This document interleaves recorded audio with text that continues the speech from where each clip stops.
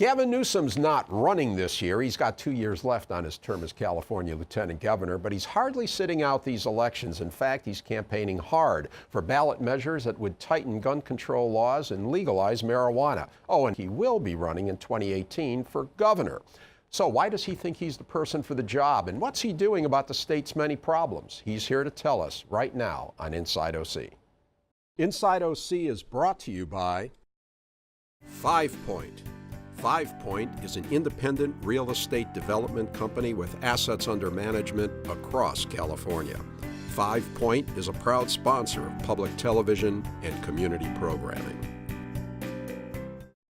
Memorial Care is transforming the way healthcare is delivered, keeping our communities and businesses healthy by guiding them on the path to wellness with easily accessible hospitals, physician offices, and outpatient centers. Memorial Care, leading the way.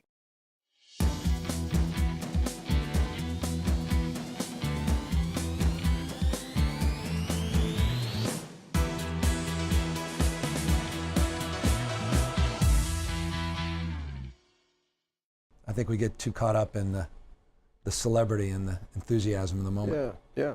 Well, hi, I'm Rick Reiff. Welcome to Inside OC, and I'm talking with the former mayor of San Francisco and the state's Lieutenant Governor, Gavin Newsom. Morning. And as you can tell, you have a very supportive audience. Well, here when you bring too. your whole staff, they better be. So I know you've been going around the state and you're really stumping for a couple of ballot measures. And before we get into those, though, you're here in Southern California. You're a Bay Area guy. Tell us a little bit about Gavin Newsom.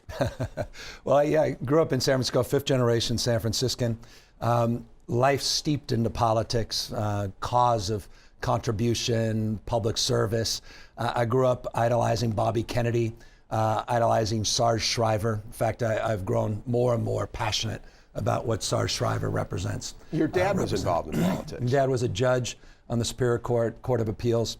Had a life as an activist. I was very involved in environmental causes. So my entire life was, the sense of responsibility that I had agency, that you've got a voice, you've got to share it, you got to step in, you got to step up. And there was a sense, I think the elliptical language of the 60s, a sense of idealism that came out of the 60s, I sort of inherited a little bit of that from my father, this notion of standing up for ideals, striking out against injustice, and an entrepreneurial energy that I got from my mother, a single mom. Dad and mom were divorced after just 2 years. She raised me and my sister. We were a foster family growing up. And she struggled, but she had grit and perseverance, and there was a toughness to her, and that brought me into a life of entrepreneurialism. And right now, I'm proud to have 23 small businesses. I employ close to 1,000 people in the state. So it's the combination of what kind of business? Restaurants, hotels, wineries, retail outlets, and so I have this deep sense of entrepreneurialism, which is about solving problems, not managing problems, and a deep sense of idealism about solving, in the language of the 60s, ignorance and poverty and disease. And I think it marks a little bit of my politics, and it marks a little bit of differentiation, candidly, of my politics from sort of the orthodoxies and the ideologies that are more traditional. Yeah, you don't really fit in the boxes too easily. I mean, there's things about you that Newt Gingrich likes, for example. And so are you libertarian? Are you liberal? I mean, what's fiscally conservative? Look, my passion is jobs in the economy. It's the work I do as chair of the Economic Development Commission. It's been the cause of my life, again, as a business person. Let's try to bring that into the life of politics. I've been very critical, frankly, of some members of my party. I think the language of our party is a little bit of anti-business, and with respect, you can't be pro-job and anti-business, and I think we need to be cautious about that. Your party is the Democratic Party. At the same time, businesses can't thrive in a world that's failing. And so I think the business community needs to recognize that it's about growth and inclusion. And it's that and inclusion, particularly in California, where we have a bifurcated economy, a hybrid economy, the richest and the poorest state simultaneously, and that we must mind that gap. To me, outside of the issue of climate change, the issue of income inequality, the lack of social mobility is the issue of our time, and it must be addressed. What do you say to those who argue California is really failing on that we are becoming a polarized state, as you say, between rich and poor? There's north and south, there's inland and the coast. People concerned that we're following policies, many of them emanating from your Bay Area, that are driving the middle class and the working class out of California. First of all, do you accept that argument, and what do you think of it? Well, we've got an estimate. I think it's a low estimate: 115,000 homeless out on the streets, sidewalks in the state, more than any other state in the nation. I think it's close to 150, 160,000. You've got 25% when you adjust for cost of living, people living in poverty in the state of California. You've got folks in Colusa County and Imperial right now, 23.8% in non-seasonally adjusted August unemployment. That certainly would attest to your frame, which is, we're not performing at capacity. We're not meeting our obligations. And so, we're failing in too many areas, and we've got to address that. So let's talk about climate change. California's been out front, leading the world on climate change. The governor just signed some climate change legislation. It's being hailed by conservationists, by environmentalists. A lot of people say this is just going to drive more business out of California. Did you support that legislation? I'm passionate about radically changing the way we produce and consume energy. I'm very passionate about the work the governor's done in the legislature. But won't that cost the kind of jobs you're talking about? I think creates many more jobs, and I think will be lost. And look, I want to lean into the future. This is the future, low carbon, green growth strategies. I think there's three things that are going to define the next decade in debate in this state and this country: the issues of debt and entitlement, energy and climate change, and the issue of the merger of IT and globalization detonating at the same time. California is leading in its low carbon green growth strategies. California is a model for the rest of the nation and for the rest of the world. I want to maintain that status. When I was mayor of San Francisco, there was no city in the country that was more aggressive in low carbon green growth strategies. And right now there's few cities in America doing as well as San Francisco. And incidentally, despite my negativity about some of the areas where we're not performing in California, since 2010, no state's created more jobs than California. Our unemployment's gone from 12.4% now to 5.6%, again, non-seasonally adjusted. We're making great progress despite the dystopian vision that some had laid on the footsteps and the door of Governor Brown and others, that our policies would drive jobs when in fact we're creating jobs at the moment. But I think, as you know, that job creation is taking place largely in San Francisco and the Bay Area. That is part of California. I mean, that means something. But if you take that again to the polarization, if you take the jobs being created in the Bay Area out of the equation, the rest of California is not doing that well. I mean, it's pockets. Look, I put together an economic development strategy. We call it Regions Rising Together, and we basically look at the state from 14 distinctive regions. And I think the challenge with California's economic development plans is we don't really have any. There's no intentionality as it relates to jobs in the economy. We got to step up our game. And this is where, frankly, the governor and I, we had some early friction.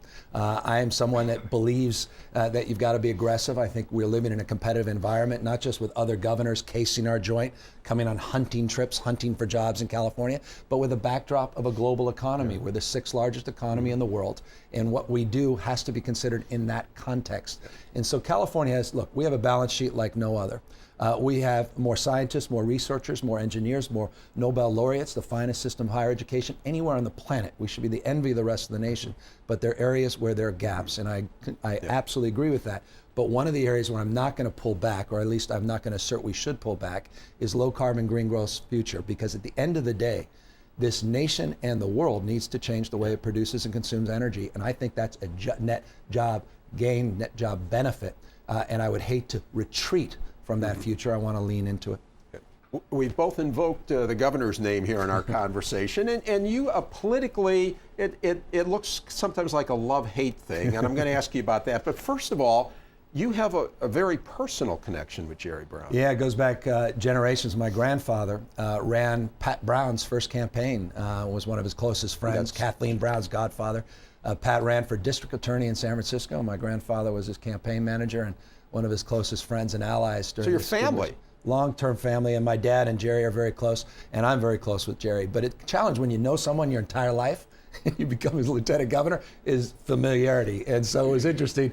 Again, we get along extraordinarily well, and I think he's done an exceptional job. I don't think he's done a good job.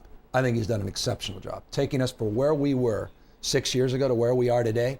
All those things that were outstanding are long-term trends in the state. But what Governor Brown has done to prove this, that you don't have to be profligate to be progressive, is profoundly important. And he has been the adult in the room. And while we haven't gone as far on debt and entitlement as we must, he has made progress. While we haven't gone as far on the issues, of course, poverty alleviation and eradication, we have done things that substantially mitigate that. And had we not done those things, I think those statistics would be even worse. I guess one big thing where you disagree is the bullet train. Right? We don't disagree. I was its first. Well, he's for it. I was its first champion. In fact, I was one of the co-chairs of the campaign, the original $9.95 billion bond. And we, in fact, in San Francisco, celebrated the fact we had the northern terminus for the high-speed rail. We call it the Grand Central Station on the west coast of the United States. But what I was promoting was a $33 billion bond, of which 1/3 of the money has come from the state, 1/3 from the feds, 1/3 from the private sector. What's happened clearly is we're not seeing any private sector money. The federal dollars are only a little over $3 billion, and this cost has more than doubled, and ridership has substantially been decreased, and the expectation of a surplus has disappeared. So my concern, I've expressed, is on the financing of it. So are you saying you're not against? You're not never been against it. I'm just legitimate. I've been asking tough questions, and apparently, when you ask tough questions publicly, then you're considered an opponent, and so folks have framed it. But I'm not an opponent. I'm just legitimately concerned that we can deliver on the promise that we have been promoting for the last 6 or 7 years. Well, at this point, it does look like it's $80 billion or whatever. Yeah, well, we're in the mid-60s. We value an engineer from the high 90s. Given that, you're saying we go got ahead. Concerns. The governors try to be creative by using cap and trade money, a quarter of it. Now the cap and trade program needs to be extended. If it is extended, the goal is, from his perspective, that he could bond against those dollars, which would create some more security from the private sector. They'd come in. I want to give him the benefit of that doubt, but I'm concerned about the ability to deliver on that. And so, again, my critique should not be used as opposition. That said, I think you have to be honest with folks. And as someone who promoted the high-speed rail probably disproportionately as the first mayor to come out and support it, I also need to be accountable for delivering on time and on budget. And right now, it's not on time, and it sure as heck isn't on budget. So we need to be fiscal stewards of this, and that's really where I am on it.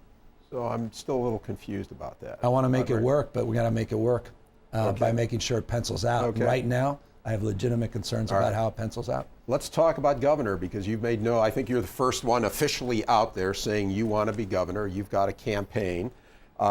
There's a few other names that have come up, some prominent Democrats, 5 or 6, I think, that are speculation. Also one, your buddy Willie Brown, the former Assembly Speaker, wrote a column saying what did that, he say? Well, and Willie's columns. It hasn't been confirmed, but he said George Clooney is thinking of running now.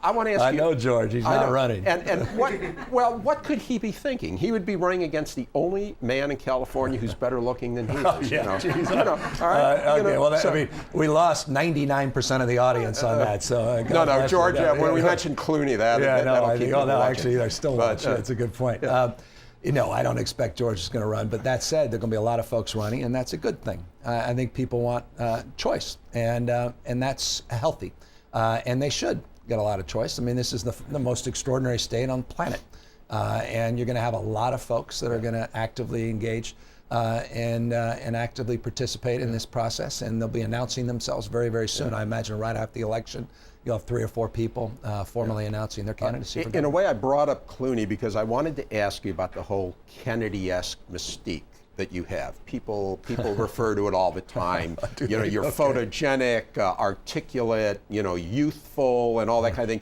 Do you embrace that, or is that annoying? No, I don't. I don't even know how to respond to any of that. God bless. No, I used to be young. I'm no longer. To the extent I'm articulate depends on the time of day.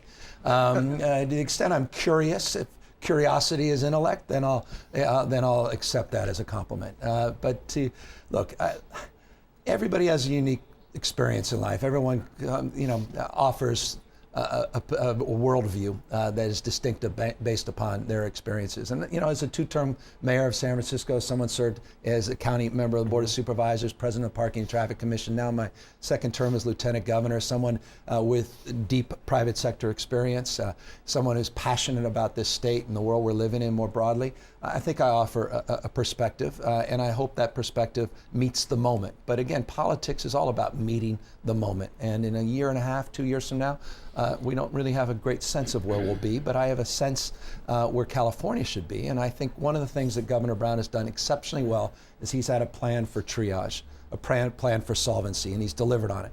But what we need now is a grand strategy, a plan for greatness that can tie this state together, north and south, east and west, to mind that gap we talked about in terms of this gap between the rich and the poor, and address what Alan Kruger refers to as the Great Gatsby curve, which again is the issue of our time.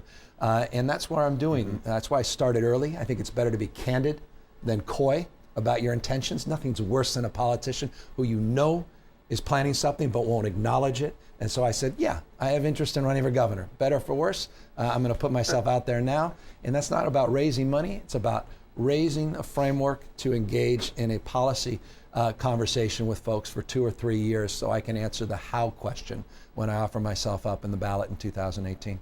Okay. I don't know how much it addresses the issue of California greatness, but we have a lot of ballot measures. We've got 17 of them, a voter's guide that's over 200 pages, and you've got a lot. You're involved in a lot of that. Yeah. There's and two maybe of the them. plastic bag ban referendum, since I did the first plastic bag ban as mayor. So maybe I'm slightly responsible. So you are, and we're going to talk in a moment, Prop 63, the gun control one, which you are actually, your name is on the argument for that. And 64, legalization of marijuana, you're not in the argument, but it's basically, you're the architect of that. I spent 3 years putting it together. Look, I mean, for me, that's a social justice issue. It's a criminal justice reform issue. It's about economic justice, racial justice. For me, it's a righteous cause. I am not pro-marijuana. I'm not pro-cannabis. I'm anti-prohibition. And I think a lot of people find themselves in that position. I think we can do a lot better than this war on drugs. And I think if California goes, it will be a punctuation point, and it will pierce the war on drugs to a degree that it will have an impact all across not just this nation, but down south of the border. It's going to change our relationships to Mexico and Latin America. So I know we'll talk more about that, but I'm very intense about succeeding here and making sure that people recognize this. Legalization is not an event that's going to occur on Election Day. It's a process that's going to unfold over the course of many, many years. You cannot be ideological about it. You've got to be open to argument, interested in evidence. On the issue of gun safety, California has led the nation since 1993. Since 1993 to 2013, we've seen a 56% decline in gun murder rate. In 1993, we had 5,322 people gunned down. It was one of the 15th highest, it was 15%, higher than the national average. We have seen a 56% decline in that gun murder rate because of our gun safety laws. California's gun safety laws are working, but they're gaps. And our Safety for All initiative addresses those gaps. And the most significant opportunity is to address this, briefly, final issue as it relates to gun safety. And that is, we are debating about background checks for guns, but guns, as important as that is, a gun has never killed anybody unless used as a blunt instrument. It's just curious to me we're not debating background checks on ammunition. You can't get Sudafed without using your ID, but you can buy unlimited rounds of ammunition anywhere in California because there's no licensing requirements. I believe we should treat ammunition the same way we do guns. And if we pass Prop 63, California will be the first state in the nation to do that. I think it's a game changer in the gun safety debate, and it will save lives. So the question then is, why isn't law enforcement on board with this? They're either very cool toward it or outright opposed. And let me just read, which I think is kind of the nub of the opposition to this. Signed by the president of the California State Sheriff's Association and the Reserve Peace Officers Association. Prop 63 would divert scarce law enforcement resources from local law enforcement, overburdened and overcrowded court system, and with laws that will turn harmless law-abiding citizens into criminals. In fact, New York recently abandoned its enforcement of a similar proposal, finding it was impossible to implement and to maintain. So that's kind of, in a nutshell, what the big arguments are. I'm sure this author was making arguments against every one of our gun safety measures going back 20 years. I mean, it's just, it's golden oldie, it's stale rhetoric. With all due respect, I don't know what they're referring to. What law, background checks on guns, which they opposed originally. Background checks on ammo is the same process protocol. I don't know how it's a diversion of resources. Well, now people are, when you sell ammo, if you're a dealer, you've got to file, you got to fill out a form or something. But I don't know how it's a diversion of resources for law enforcement. I don't know how if your gun's lost or stolen. Someone's got to check. I guess what they're saying is, is people have to go in and check the books. $229 billion is the money we spent on gun violence last year.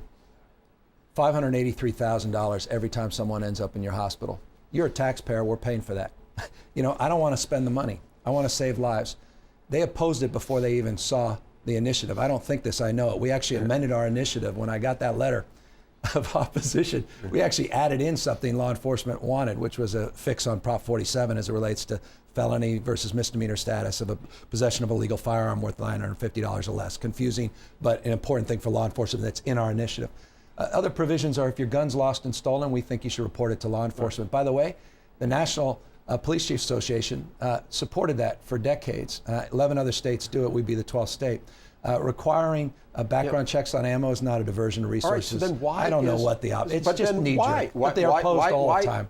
I mean, just they oppose. So law enforcement just is consistently opposed to a lot of our gun safety measures, but it's not law enforcement writ large. We have tons of law enforcement endorsing our initiative. It's the sheriffs primarily.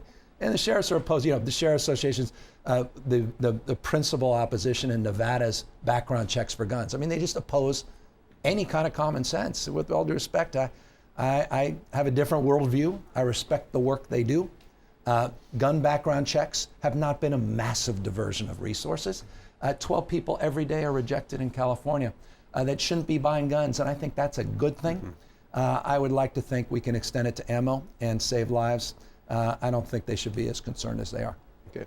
And by the way, I think the public has had it, and the public's overwhelmingly supportive of these gun safety measures. It appears the public is overwhelmingly supportive of both measures, 63 and 64. Which is a good sign, even though both issues are issues that most politicians don't want to touch.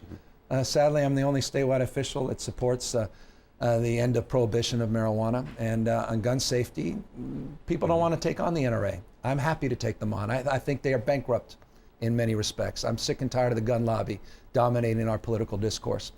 California, it's interesting, they always point to Chicago, but they never talk about California's gun laws because they've worked at scale and they've saved lives. We're going to save lives with safety for all, and we're going to prove to the sheriffs that it wasn't some mass conspiracy to take guns or the end of the Second Amendment. I support the Second Amendment and the right to bear arms, and know a lot of good people that own guns. I respect that. But common sense is a little bit of background checks to keep out of the hands of people that are dangerously mentally ill, people that are dangerous felons.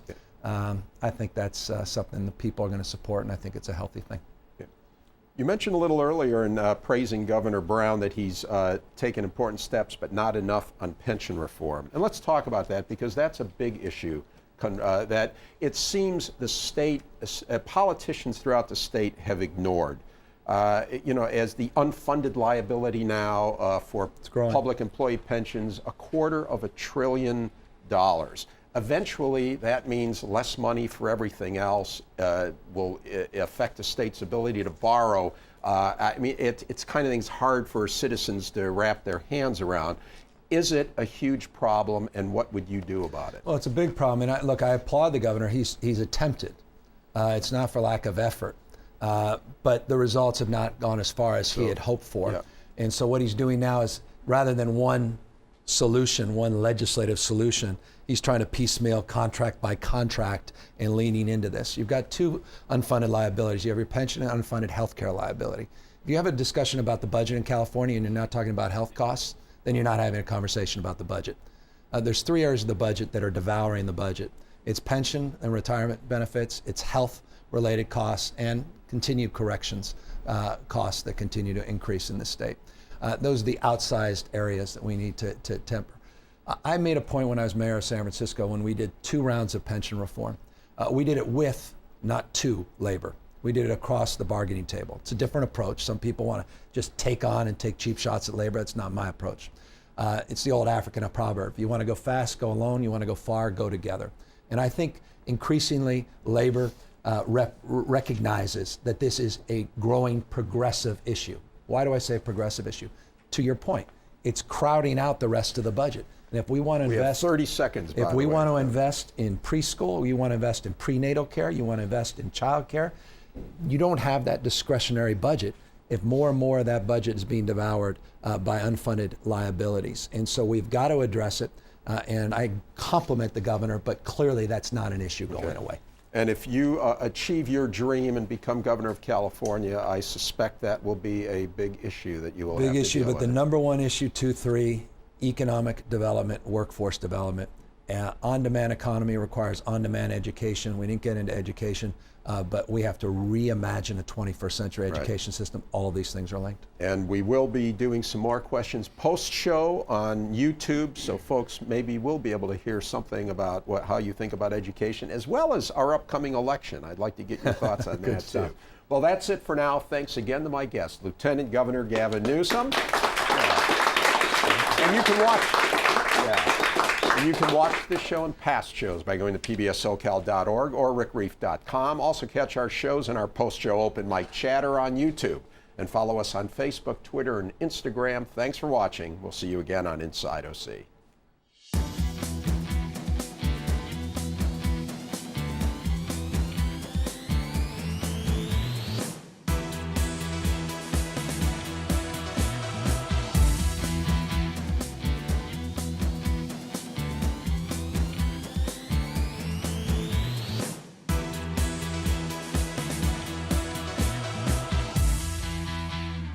Inside OC is brought to you by 5 Point. 5 Point is an independent real estate development company with assets under management across California. 5 Point is a proud sponsor of public television and community programming. Memorial Care is transforming the way healthcare is delivered, keeping our communities and businesses healthy by guiding them on the path to wellness with easily accessible hospitals, physician offices, and outpatient centers. Memorial Care, leading the way.